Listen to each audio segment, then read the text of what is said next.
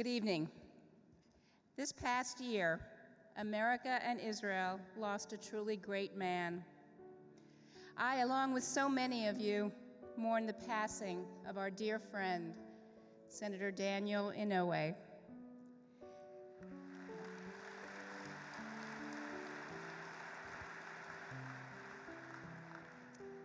If I were to mention everything that Senator Inouye did in his 53 years in Congress to help strengthen the ties between America and Israel, this speech would be one of the longest in policy conference history, and that's saying something.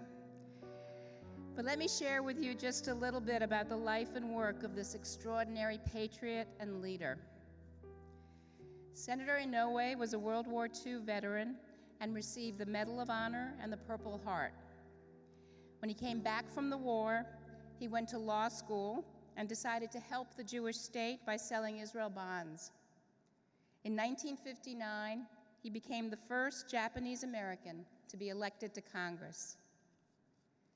Virtually every special benefit Israel receives in the foreign aid and defense bills was put in there by the senator, working with his colleagues on both sides of the aisle to help keep Israel strong and secure. He transformed Israel's aid program from loans to grants, and in 1991, he, together with Senator Bob Caston, led the effort to provide $10 billion in loan guarantees to Israel.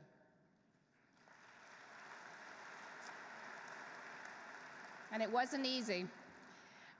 He championed missile defense for Israel and secured funding for the Arrow, David's Sling, and the Iron Dome missile defense systems.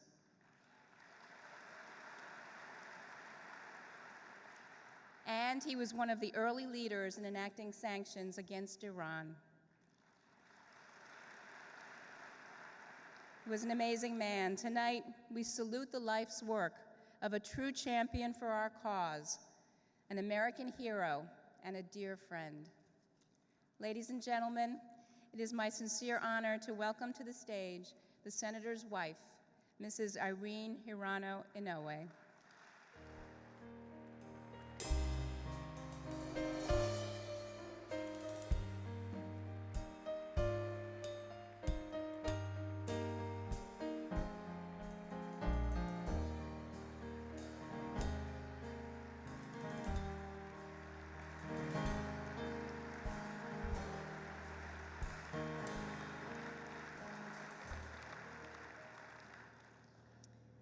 I want to thank you, Esther, for that wonderful tribute, and a big thank you to AIPAC.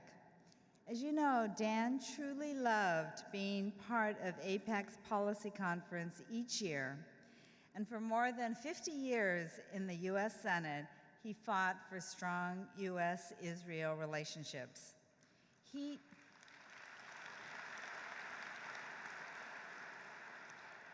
He had treasured the friendships that he formed with so many of you in this room and felt a very special connection to the state of Israel. Dan especially felt a special kinship with the Jewish people. In fact, one of our last congressional trips together was last summer to Israel.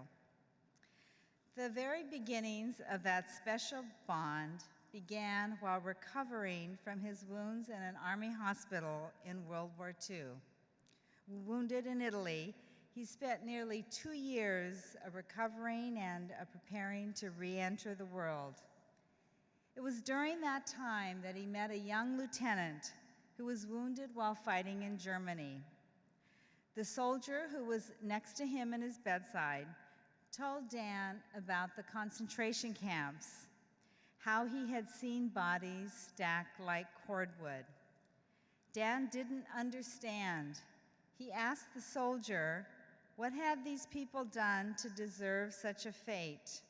And the lieutenant said, they were Jews. You know that nobody likes the Jews. Dan was stunned and could not believe what he heard. And was so typical of Dan, he began studying the history of the Jews. He learned that the persecution of the Jews began long before the Holocaust. He read about the Crusades. He studied the Torah. The response from that young soldier haunted him for the rest of his life, and Dan became inspired with the strength and the resilience of the Jewish people. He vowed that he would always stand up for Israel.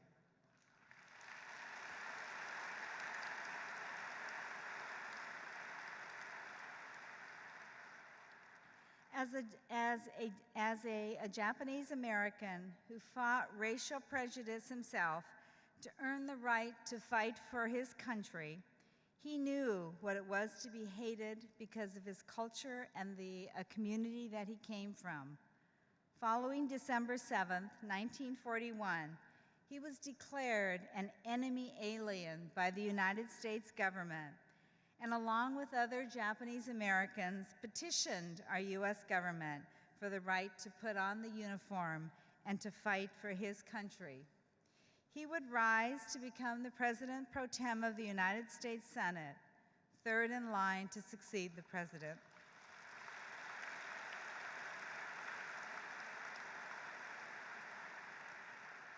He would often say that only in the United States of America would that be possible. So for Dan, the keeping of America and Israel strong together was part of a lifelong pledge. Dan left us late last year, but I know that he would have wanted all of us to continue to work together to carry on his legacy and to fight for the betterment of Israel and the United States.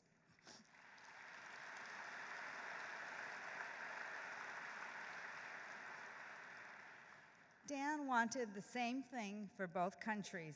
He wanted peace. So let us hope that we can achieve that vision which eluded him in his lifetime. I know that if we can continue to work together and to come together, that we will achieve that mission. I thank you for this wonderful tribute, and aloha.